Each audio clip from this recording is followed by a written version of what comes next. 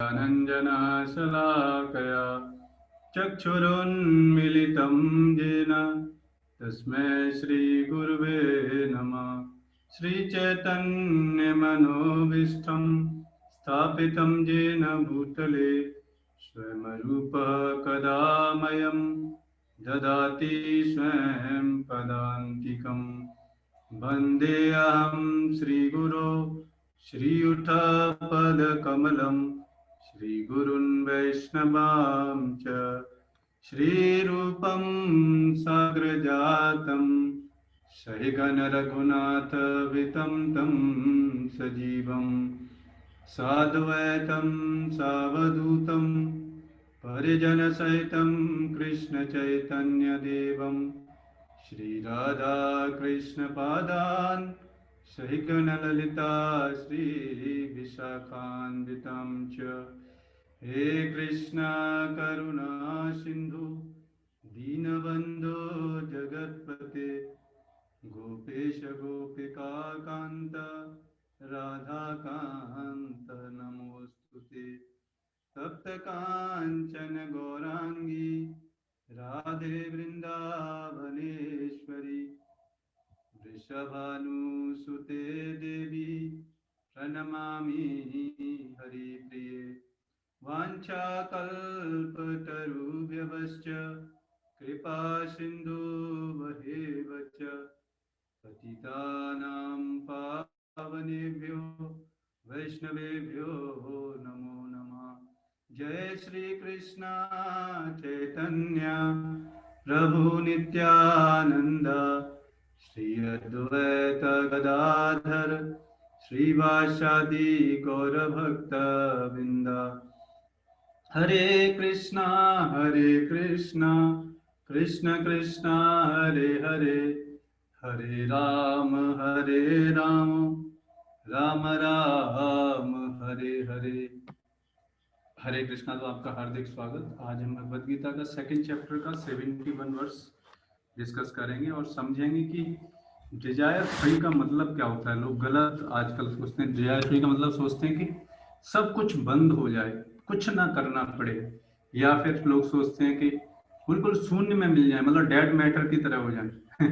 ऐसा नहीं हो सकता। जब तक आत्मा है, आत्मा का फंक्शन है ही नहीं डिजायरलेस होना, है कि नहीं। तो जो लोग जो इस भ्रम में है वो कंफ्यूजन में है। तो आइए और समझते हैं इसको। भगवान आज के श्लोक में बता रहे हैं क्या। विहाय कामान् शर्मान् पुंसा चरति निःस्पृहा निर्ममो निरहंकारः स शान्तिमधिगच्छति। तो क्या बता रहे हैं। जिस व्यक्ति ने इंद्रिय तृप्ति की समस्त इच्छाओं का परित्याग कर दिया है। तो इंद्रिय तृप्ति का मतलब समझना बहुत इंपॉर्टेंट है। इंद्रिय तृप्ति का मतलब है कि हम अगर अपनी इच्छाओं की तुष्टि कर रहे हैं, इसको बोलते हैं इंद्रिय तृप्ति। और अगर भगवान की इच्छाओं की तुष्टि कर रहे हैं, उसको बोलते हैं प्रेम। बस इतना अंतर है। कोई भी वस्तु, कोई भी ऑब्जेक्ट अगर मैं हम अपने लिए क्यों ऐसा हुआ, क्योंकि सारी प्रॉपर्टी किसकी है, सारी प्रॉपर्टी भगवान की। और हम क्लेम करें कि ये मेरी है, तो क्या है, हम चोरी तो माने जाएंगे, है कि नहीं। और बगैर पूछे भगवान के, बगैर उसके हम उसको अपनी इंद्रिय तृप्ति के लिए यूज करेंगे तो क्या है, सेंस ग्रेटिफिकेशन होगी। लेकिन वही वस्तु भगवान की है, वो भगवान को देंगे तो वो क्या होगा, प्रेम होगा। कैसे समझा जाए। जैसे मान लो कोई पिता है, उसका एक छोटा बच्चा है ना। वो पिता सारी चीजें प्रोवाइड करता है बच्चे को, है नहीं, सारी चीजें। क्योंकि बच्चा तो बचपन में कमाना नहीं जाता, पैसा नहीं कर, सब डिपेंडेंट रहता है हमेशा वो अपने पिता पर। तो पिता सब कुछ ला के देता है उसको। लेकिन अगर वो बेटा पिता को थोड़ा सा क्या करे, उस उन्हीं सामानों में से अगर पिताजी को दो, तो कितना, मतलब वो उससे क्या होता है, उससे ये प्रकट होता है कि कितना प्रेम है, वो अपने पिता से कितना प्रेम करता है कि नहीं। ऑल्दो सारी पिता ने ही दी है चीजें, लेकिन अगर वही चीजों को वो अपने पिता को देता है तो क्या होता है, वो प्रेम कर रहा है। इसी तरीके से भगवान के केस में होता है। हम सब भगवान की संतान है, भगवान ने ये सारी चीजें, ये नेचर, सारी चीजें, है कि नहीं? हम क्लेम नहीं कर सकते, कोई भी व्यक्ति ये नहीं बोल सकता कि ये संसार मैंने बनाया है, इस संसार का एक एटम भी हमने नहीं बनाया। बहुत दूर की बात तो ये है। और हम नोबेल प्राइज ले लेते हैं, बोलते हैं कि हमने बनाया है। अरे आपने क्या बनाया? आपने बस एलिमेंट्स को असेंबल कर दिया और क्रेडिट ले लिया आपने, है कि नहीं? सारी चीजें तो भगवान प्रोवाइड कर रहे हैं। है कि नहीं? तो ये है क्या, इंद्रिय तृप्ति का डेफिनेशन। बहुत इंपॉर्टेंट है, लोग इसको नहीं समझते। नहीं समझने की वजह से क्या है, भक्ति नहीं समझ पाते। भक्ति को क्या समझते हैं वो? केवल एक सेंटिमेंटलिज्म समझते हैं केवल। लेकिन ये भक्ति करना इस संसार की सबसे दुर्लभ चीज है। अब ये समझ में आ गया कि इंद्रिय तृप्ति क्या है। अब इसके बाद आप समझो, जिस व्यक्ति ने इंद्रिय तृप्ति की समस्त इच्छाओं को, मतलब अपनी कोई भी वस्तु अपने लिए यूज करना बगैर भगवान की परमिशन है कि नहीं? जैसे मान लो खाना खाते, तो भगवान को ऑफर करके खाएंगे तो वो क्या है, वो प्रेम हुआ भगवान से। लेकिन बगैर भगवान को पूछे खाएंगे तो क्या हुआ, इंद्रिय तृप्ति हुई, है नहीं? तो यहां पर उन इच्छाओं को त्यागने को बोला जा रहा है। किन इच्छाओं को? वो इच्छाएं हैं जो कि हम अपने लिए, हर चीज अपने लिए, अपने सेंटर के लिए, यही तो हमारा टेंडेंसी बन गया। इसी वजह से तो हम इस संसार में हैं। पता नहीं अनगिनत करोड़ों लाइफ टाइम में हम इस संसार में हैं।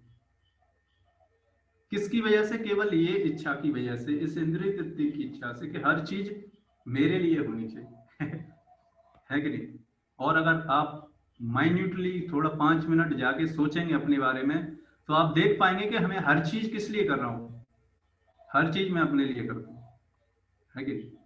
और हमें अपना स्वार्थ भी नहीं पता। समस्या तो ये है, अपने लिए भी करना है लेकिन अपना स्वार्थ तो पता होना चाहिए, है नहीं? अब क्या है, अब इन इच्छाओं का त्याग करना है, ना कि समस्त इच्छाओं का। वो लोग बोलते हैं, एक बार क्या हुआ, एक बार एक व्यक्ति था, तो वो दूसरे व्यक्ति से बोला कि आप तो बहुत बड़े त्यागी हो। नास्तिक व्यक्ति था। नास्तिक व्यक्ति बोला कि देखो, आप भक्त से बोला कि आप तो बहुत बड़े त्यागी हो। लेकिन भक्त थोड़ा चालाक था। भक्त बोला उनसे, जो नास्तिक व्यक्ति था, देखो मैं तो कहीं नहीं त्यागी हूँ, एक्चुअली आप सबसे ज्यादा त्यागी हो कि आपने भगवान को ही त्याग दिया। है कि नहीं? जो सबसे महत्वपूर्ण चीज है उसी को त्याग दिया, है कि नहीं? तो लोग क्या है ना, समझ नहीं पाते कि किन इच्छाओं का त्याग करना है। वो क्या चाहते हैं कि एकदम शून्य हो जाए, सारी इच्छाएं समाप्त हो जाए। ऐसा कभी नहीं हो सकता। और जो प्रयास किए होंगे ऐसे, अब निर्माण, निर्माण जो बोलते हैं ना कि शून्य में, जो वो कौन लोग ऐसा करते हैं, जो कि आत्मा के अस्तित्व पर विश्वास नहीं करते। जो लोग सोचते हैं कि क्या होगा, इस शरीर के खत्म होने पर भी आत्मा खत्म हो जाएगा, जो लोग ऐसा सोचते हैं, वो लोग इस तरीके का प्रयास करते हैं कि इस शरीर में क्या इच्छाएं नहीं होंगी, इच्छाएं नहीं होंगी तो क्या, इच्छाएं तो ये दुख का कारण है हमारे। लेकिन इच्छाओं की वजह से तो मेहनत करनी पड़ती है, तो इच्छाएं खत्म कर देते हैं। लेकिन ऐसा है ही नहीं, क्योंकि आत्मा का एग्जिस्टेंस थोड़ी खत्म कर दोगे आप। आत्मा आपने बनाया है क्या? आत्मा बना भगवान का अंश है, आपने नहीं बनाया। आप नष्ट नहीं कर सकते, आपके हाथों में नहीं है। इसलिए आप देखो सेकंड चैप्टर भगवत गीता, भगवान ने कितना बोला, इसे ना तो शस्त्र के द्वारा काटा जा सकता है, ना पानी के द्वारा भिगोया जा सकता है। ऐसा है आत्मा के गुण, है ना? आध्यात्मिक है, पदार्थ नहीं है कि आप नष्ट कर दोगे। पदार्थ को भी नष्ट नहीं कर सकते आप। लेकिन भगवान की एनर्जी को आप नष्ट नहीं कर सकते, है नहीं? तो ऐसी इच्छाएं, कैसी इच्छाएं? इंद्रिय तृप्ति की इच्छाओं का त्याग करना, उसको बोलते हैं डिजायर फ्री बनना। ठीक है, ये समझना बहुत इंपॉर्टेंट है। समझिए, जो इच्छाओं से रहता है और जिसने सारी ममता त्याग दी है, तो जिसने अपनी इंद्रिय तृप्ति की इच्छाएं त्याग दी हैं, उसको इस संसार में क्या होगा, अटैचमेंट नहीं होगा इन भौतिक चीजों से, बल्कि क्या होगा, उन सारी चीजों को भगवान की सेवा में लगाएगा। तथा अहंकार से रहित है। मतलब क्या होता है? आइडेंटिटी। अहंकार का मतलब होता है आइडेंटिटी। तो दो तरीके की आइडेंटिटी हो सकती है। या तो हम अपनी गलत आइडेंटिटी कर लें या फिर सही आइडेंटिटी कर दें। सही आइडेंटिटी को क्या बोलते हैं? True ego. और गलत आइडेंटिटी को क्या बोलते हैं? False ego. तो हमारे अंदर अभी क्या है? फॉल्स ईगो भरा पड़ा है। क्यों भरा पड़ा है? क्योंकि हम अपने आप को आत्मा से इंडिकेट नहीं कर रहे, हम अपने आप को इस शरीर से ही आइडेंटिफाई कर रहे हैं। इसीलिए तो हम इस शरीर के लिए ही सब कुछ करने में लगे हुए हैं। सारा जीवन, करोड़ों जन्म इस शरीर के निर्वाह के लिए ही हम बिता देते हैं। आप देखो सुबह से शाम तक हम किस लिए क्या कार्य करते हैं? केवल इस शरीर को निर्वाह करने के लिए ही लगे रहते हैं।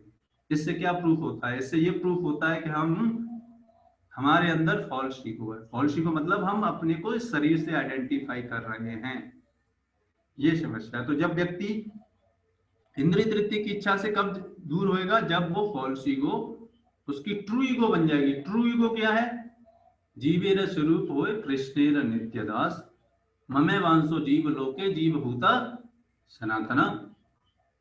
भगवान बोलते हैं कि हम सब भगवान के अंश हैं और कृष्ण के नित्य दास हैं। ये हमारी ट्रू आइडेंटिटी है। लेकिन हम क्या हैं? भगवान से स्वतंत्र होकर हम क्या कर रहे हैं? फॉल्स आइडेंटिफाई करते हुए शरीर को ही अपने आप अपना समझ रहे हैं। हम समझ रहे हैं ये शरीर ही हम हैं, आई एम दिस बॉडी। यार देखो क्या होता है, अगर किसी से पूछा जाए तो आप कौन हो? बोलते हैं I am the son of this father, my name is this. ये बोलना क्या है कि फॉल्स आइडेंटिटी तो है, और क्या? वास्तव में तो हम आत्मा है कि नहीं? हम ये शरीर थोड़ी। नाम मिला यहाँ पर किसको मिला? इस शरीर को। है कि नहीं? शरीर जैसे खत्म हो जाता है भूल जाते हैं सब, कोई नहीं याद रखता है ना। ज्यादा से ज्यादा आपकी पत्नी कब तक? 1 हफ्ते तक बस, उसके बाद वो भी नहीं याद कर पाएगी। Reality fact of the matter is, है कि नहीं? भूले भुला के में ना रहे हम सोचते कि हमें इस संसार के व्यक्ति बहुत प्रेम करते हैं। इस संसार में कोई प्रेम नहीं करता, सब एक दूसरे का एक्सप्लॉयटेशन कर रहे हैं। नहीं तो आप देख लो, है कि नहीं? बिजनेस टेंडेंसी है सबके अंदर। थोड़ा सा उसकी इंद्रिय तृप्ति कम हो जाए, देखो डाइवोर्स हो जाता है कि नहीं? या फिर झगड़े होने लगते हैं। ये प्रूफ है उसका। तो जब इन फॉल्स आइडेंटिटी से और इस इंद्रिय तृप्ति की इच्छा से जब व्यक्ति मुक्त होता है, वह वास्तविक शांति प्राप्त कर सकता है।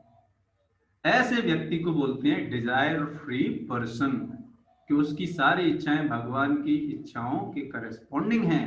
वो केवल जो भी कार्य करता है भगवान जो चाहते हैं वही करता है। ऐसा व्यक्ति हमेशा शांति को प्राप्त कर सकता है। निष्प्रय होने का अर्थ है इंद्रिय तृप्ति के लिए कुछ भी इच्छा न करना। देखो परपट में भी यही बताया जा रहा है, क्या? इंद्रिय तृप्ति के लिए कुछ भी इच्छा न करना।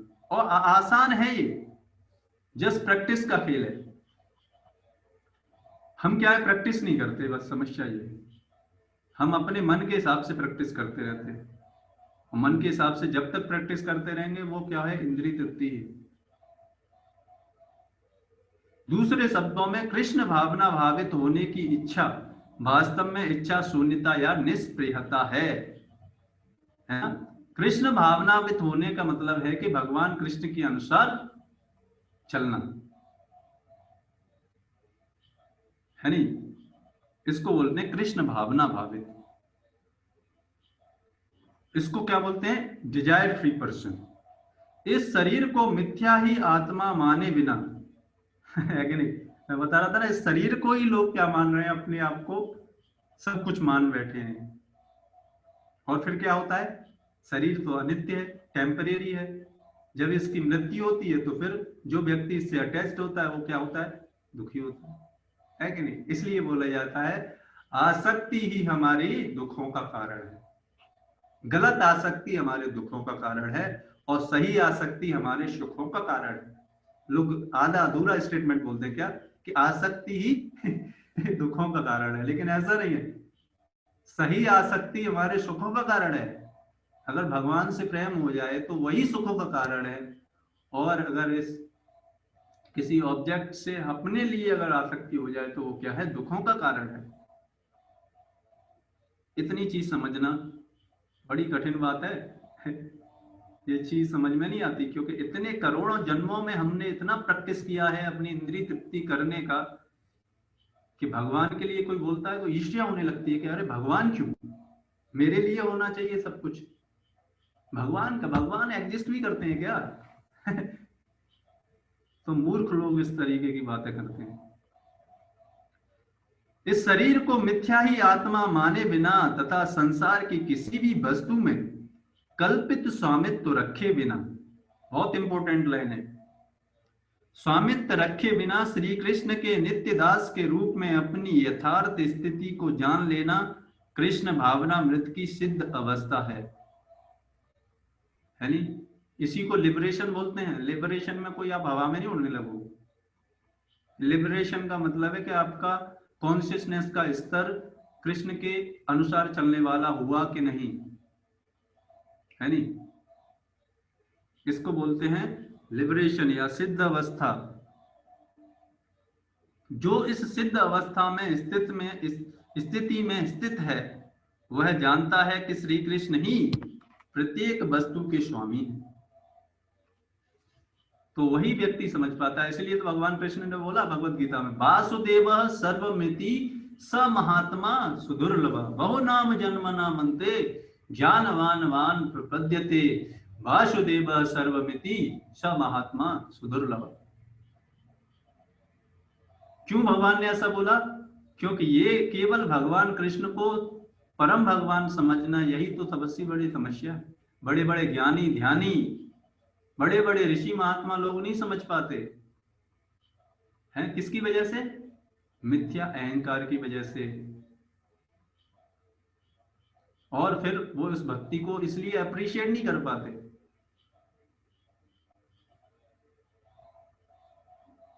और जो व्यक्ति ये समझ जाता है कि कृष्ण ही सब कारणों के कारण है, अनादिरादिर गोविंद सर्व कारण कारणम, जो ये समझ जाता है उसके लिए सुख शांति का जीवन हमेशा हमेशा के लिए एग्जिस्ट कर रहा है। अतः प्रत्येक वस्तु का उपयोग उनकी तुष्टि के लिए किया जाना चाहिए। इसलिए क्या किया चाहिए? हर वस्तु भगवान की सेवा में लगनी चाहिए। और इसी अगर हर व्यक्ति ये सीख जाए तो ये संसार में हर व्यक्ति सुखी रह सकता है। अभी क्या है, हर व्यक्ति अपने लिए हर रिसोर्सेज को यूटिलाइज करने में लगा हुआ है। तो क्या है, क्राइसिस हो रहा है, रिसोर्स क्राइसिस है कि नहीं, और सर्वाइवल ऑफ फिटेस्ट है कि नहीं। सब ये लगे हुए हैं। लेकिन अगर यही कॉन्शियसनेस को प्रसन्न करने में लग जाए तो हर व्यक्ति इस संसार का प्रसन्न रह सकता है।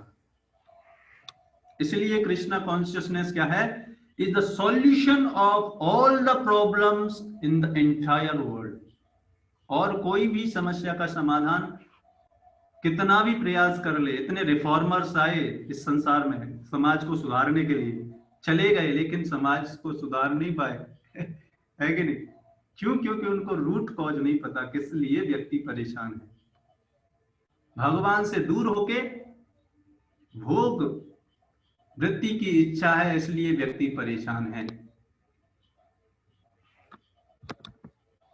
अर्जुन आत्मतुष्टि के लिए युद्ध करना चाहता था। देखो अर्जुन का उदाहरण यहाँ पे दिया जा रहा है। क्या अर्जुन अपनी इच्छा के लिए युद्ध नहीं करना चाह रहा था,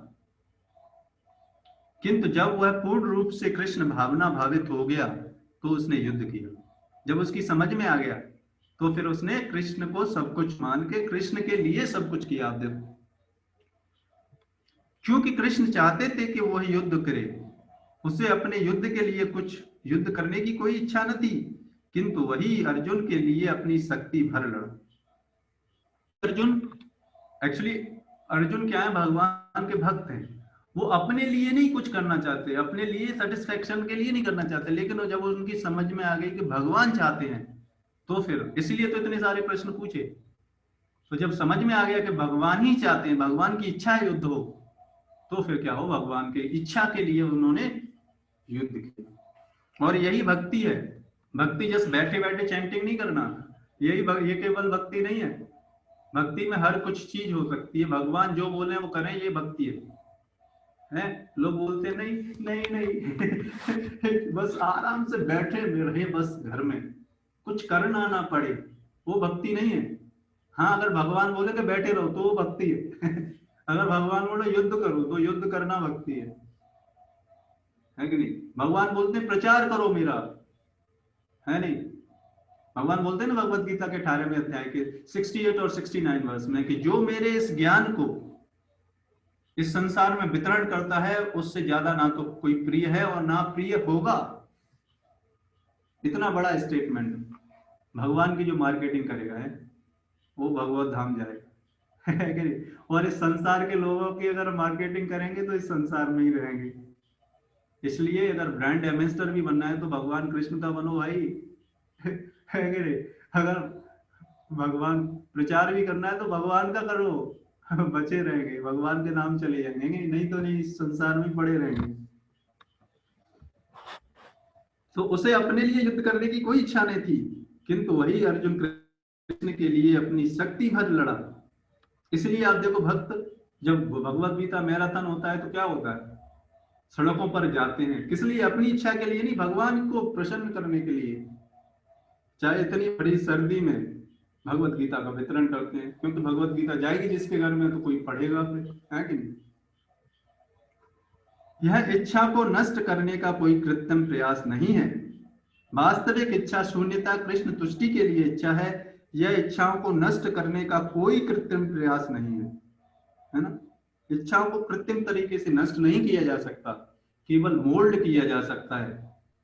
जीव कभी भी इच्छा शून्य या इंद्रिय शून्य नहीं हो सकता, किंतु उसे अपनी इच्छाओं की गुणवत्ता बदलनी होती है। देखो, वही बताया जा रहा है। भौतिक दृष्टि से इच्छा शून्य व्यक्ति जानता है कि प्रत्येक वस्तु कृष्ण की है। ईशावास्यम इदम सर्वम, ईशोपनिषद में बताया गया क्या? ईशावास्यम इदम सर्वम इत किंचित जगत्याम जगत। ये सारी चीजें किसकी हैं? भगवान कृष्ण की। अतः वह किसी वस्तु पर अपना स्वामित्व घोषित नहीं करता। लेकिन अगर मान लो टी ने ऑनर का सोच ले कि मैं ऑनर हो गया इस कमरे का, किराएदार सोचे कि मैं ऑनर हो गया, तो क्या वो मूर्ख व्यक्ति है? ऑनर उसे भगा देगा। वही हम भूल कर रहे हैं। तो यह दिव्य ज्ञान आत्म साक्षात्कार पर आधारित है, अर्थात इस ज्ञान पर कि प्रत्येक जीव कृष्ण का अंश स्वरूप है और जीव की शाश्वत स्थिति कभी न तो कृष्ण के तुल्य होती है। इसलिए भगवान ने बोला मत परतर न अन्या, मुझसे बढ़कर कोई नहीं है अर्जुन, है ना? हम सोच रहे हैं कि हम भगवान से भी बढ़कर हैं। कैसे? क्योंकि हम बोल देते भगवान एग्जिस्ट ही नहीं करते, इसका मतलब क्या हम बड़े हैं? हम मूर्ख हैं एक्चुअली। बोलने पर थोड़ा सोचते भी नहीं हम लोग कि हम बोल क्या रहे हैं। जिसको अपनी एक शरीर पर कंट्रोल नहीं है, जन्म मृत्यु जरा व्याधि पर कंट्रोल नहीं है, और हम बोल रहे हैं क्या कि भगवान एग्जिस्ट नहीं करते, या भगवान, या मैं ही भगवान, है कि नहीं? मूर्खता पूर्ण बात है कि नहीं? ना उससे बढ़कर है। इस प्रकार कृष्ण भावना अमृत का यह ज्ञान ही वास्तविक शांति का मूल सिद्धांत है। तो यही विश्व में शांति स्थापित कर सकता है, केवल अगर एक व्यक्ति भक्ति करना, केवल एक कार्य करना कर दे कि वो खुद भक्ति करना प्रारंभ कर दे, बस संसार में शांति हो जाएगी।